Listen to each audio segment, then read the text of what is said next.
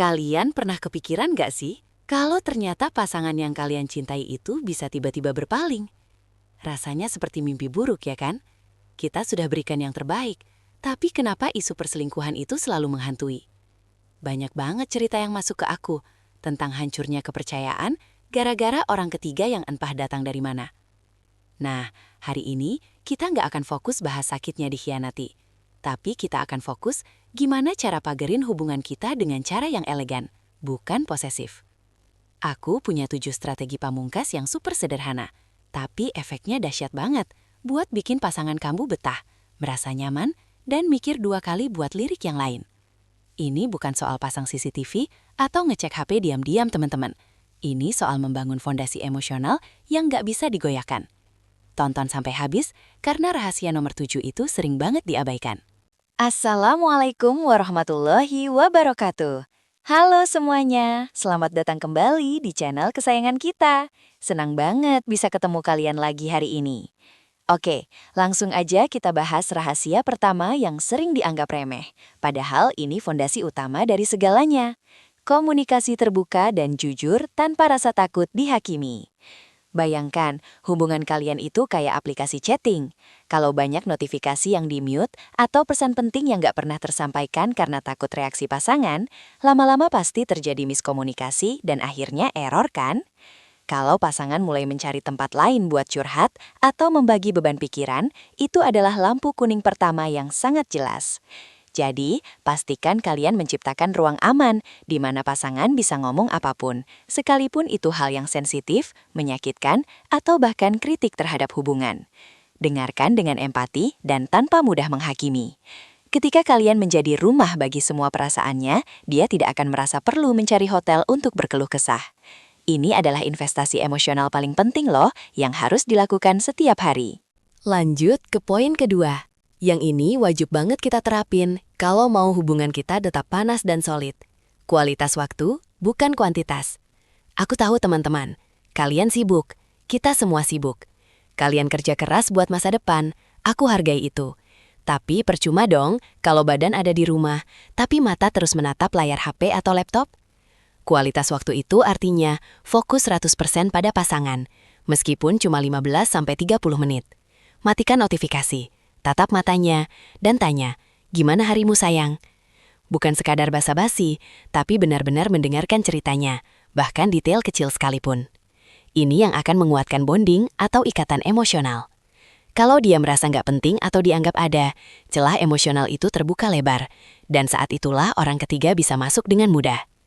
Ingat, perselingkuhan seringkali dimulai dari rasa kesepian, bahkan saat ia berada di samping pasangannya sendiri. Jadi jadwalkan waktu berkencan, meskipun cuma di teras rumah sambil minum kopi.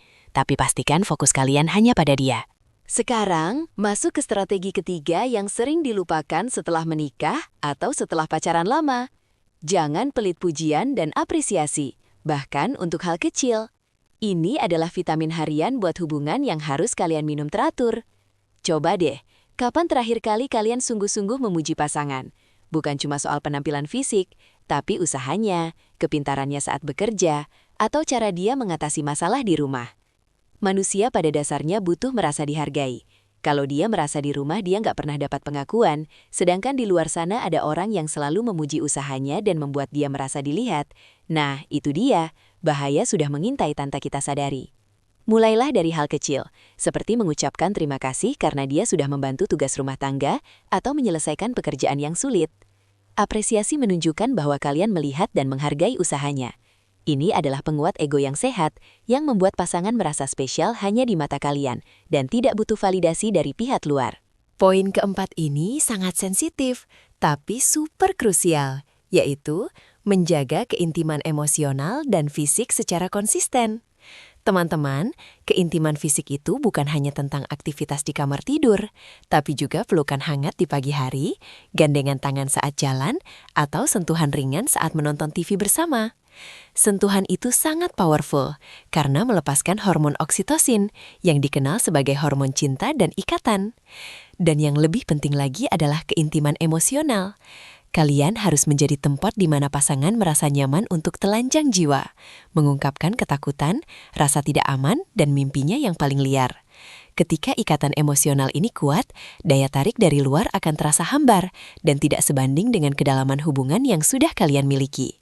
Jika kebutuhan dasar ini terpenuhi di rumah, buat apa mencari sensasi yang berisiko di luar? Keintiman yang sehat adalah benteng terkuat kita, sahabat, dan harus diutamakan. Ini dia tips kelima yang sering dilupakan oleh pasangan yang terlalu percaya diri. Tetapkan batas, boundaries yang jelas dan dihormati bersama. Batasan ini harus jelas, karena apa yang normal bagi kalian belum tentu normal bagi pasangan. Kalian harus sepakat bersama tentang apa yang dianggap tidak pantas dalam interaksi dengan lawan jenis lain, termasuk di dunia maya. Misalnya, apakah boleh makan malam berdua dengan rekan kerja tanpa sepengetahuan pasangan? Atau apakah boleh terlalu intim di media sosial dengan teman lama yang sudah tahu kalian punya pasangan? Batasan ini harus dibicarakan secara dewasa, bukan dengan emosi atau marah-marah. Kalau batasan ini buram, apalagi kalau pasangan sudah sering melanggarnya dengan alasan cuma teman, hati-hati, karena api seringkali dimulai dari percikan kecil yang dibiarkan. Komitmen itu juga berarti menghormati rasa nyaman dan rasa aman pasangan kita. Menetapkan batasan ini bukan berarti kalian posesif, tapi ini adalah cara kita melindungi hubungan dari godaan yang tidak perlu. Nah, sampai di sini, kita sudah bahas 5 fondasi utama. Komunikasi, waktu berkualitas, apresiasi, keintiman, dan batasan yang jelas. 5 poin ini berfokus pada apa yang kita berikan pada pasangan untuk memenuhi kebutuhannya. Tapi sekarang, mari kita balik sudut pandangnya. Poin ke-6 dan ke-7 ini justru membahas bagaimana kita mengelola diri kita sendiri dan energi dalam hubungan. Ingat, mencegah perselingkuhan itu bukan cuma soal memagari pasangan, tapi juga membuat hubungan itu sendiri begitu menarik dan sehat, sehingga pasangan tidak pernah merasa perlu mencari validasi atau kegembiraan di tempat lain yang beresiko merusak. Kita harus jadi tim yang solid dan saling mendukung, bukan dua individu yang saling curiga atau saling menyalahkan. Yup, kita lanjutkan dengan 2 poin penutup yang paling sering jadi biang keladi kehancuran rumah tangga modern yang penuh tekanan ini. Poin ke-6 yang sangat penting dan sering dianggap sepele adalah jaga kemandirian dan berikan ruang pribadi yang sehat. Ini terdengar kontradiktif dengan poin keintiman tadi, tapi dengerin baik-baik. Hubungan yang terlalu menempel, posesif, dan 24 jam bersama justru mencekik dan membuat pasangan ingin melarikan diri untuk sekedar bernafas. Kalian harus tetap memiliki identitas, hobi, dan pertemanan sendiri di luar hubungan. Pasangan yang selingkuh seringkali merasa tertekan, terlalu diawasi, atau kehilangan jati dirinya di dalam hubungan. Dengan memberi ruang dan mendorong pasangan untuk berkembang sebagai individu, kalian menunjukkan rasa percaya, dan rasa percaya itu adalah bumbu penyedap hubungan yang paling mahal dan langka. Ketika kalian bahagia dan mandiri dengan diri sendiri, kalian memancarkan energi positif yang menarik. Jangan sampai seluruh hidup kalian 100% bergantung pada pasangan, karena itu beban yang terlalu berat. Dan inilah rahasia terakhir, poin ke-7 yang aku bilang sering diabaikan, tapi dampaknya luar biasa besar. Belajar menyelesaikan konflik dengan cara yang sehat dan konstruktif. Teman-teman, hubungan tanpa konflik itu bohongan, karena dua kepala pasti punya perbedaan pendapat. Tapi yang membedakan hubungan kumat dan rapuh adalah cara mereka bertengkar. Apakah kalian terbiasa saling menyerang karakter atau fokus pada masalah yang harus diselesaikan? Apakah kalian menerapkan jurus mendiamkan pasangan berhari-hari, silent treatment, atau segera mencari solusi yang bisa diterima bersama? Konflik yang tidak terselesaikan atau diselesaikan dengan cara yang merusak akan menumpuk dan menciptakan rasa benci, dendam, serta jarak emosional yang sangat lebar. Jarak inilah yang paling dinantikan dan dimanfaatkan oleh pihak ketiga. Jadi, pastikan setelah bertengkar, selalu ada rekonsiliasi, permintaan maaf yang tulus, dan kesepakatan untuk memperbaiki diri ke depan. Jangan pernah biarkan masalah mengendap dan menjadi bom waktu. Ingat ya sahabat, ke-7 tips ini bukan mantra ajaib yang bisa menjamin 100% pasanganmu akan setia selamanya. Karena kesetiaan adalah keputusan pribadi yang harus dibuat setiap hari oleh pasangan kita sendiri. Tapi ke-7 hal ini adalah upaya terbaik kita untuk membangun benteng yang kokoh, di mana cinta, rasa aman, dan rasa dihargai tumbuh subur tanpa rasa khawatir. Ketika pasangan merasa dicintai secara mendalam, dihargai, dihormati, dan didukung, godaan di luar sana akan terasa kecil dan tidak berarti sama sekali. Intinya adalah menjadi pasangan yang lebih baik dan berkualitas, bukan sekedar pasangan yang lebih posesif atau lebih mengawasi. Berikan yang terbaik, jaga komunikasi, dan jangan pernah berhenti berinvestasi pada kualitas hubungan kalian. Karena hubungan yang sehat itu seperti taman, harus selalu dirawat setiap hari dengan penuh kasih sayang. Kalau tidak, rumput liar akan tumbuh dan merusak semuanya.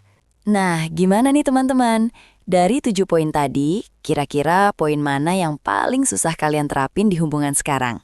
Apakah poin tentang komunikasi terbuka, atau justru poin ke-6 tentang memberi ruang? Coba deh jujur di kolom komentar di bawah. Aku pengen tahu banget pengalaman dan cerita kalian.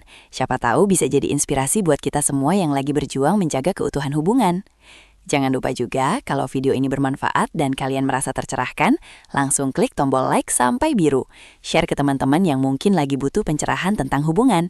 Dan pastinya subscribe ke channel ini ya. Aktifkan juga lonceng notifikasinya biar nggak ketinggalan tips-tips hubungan yang super penting lainnya dari aku. Terima kasih banyak sudah menonton. Tetap semangat menjaga cinta dan sampai jumpa di video berikutnya. Dadah!